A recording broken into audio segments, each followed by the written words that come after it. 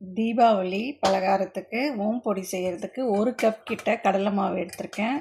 இதிலே அப்படியே கொட்டிட்டு நல்லா சலிச்சிடலாம்.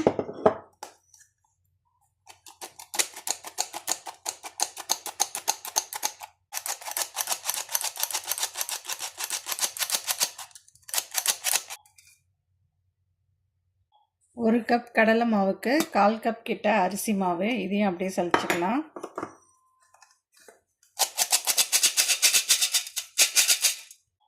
தேவையான அளவுக்கு உப்பு,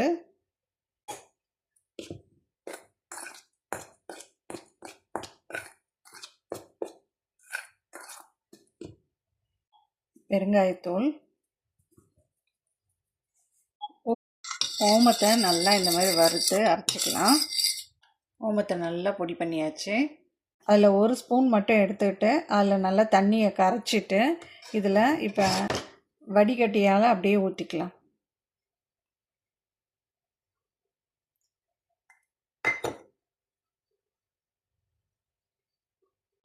இதோட நல்லா மிக்ஸ் பண்ணிக்கலாம்.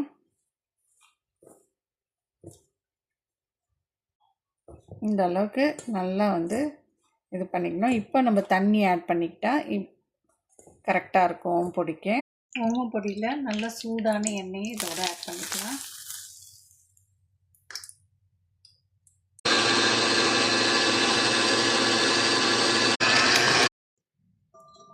ஓமம் பொடிக்கு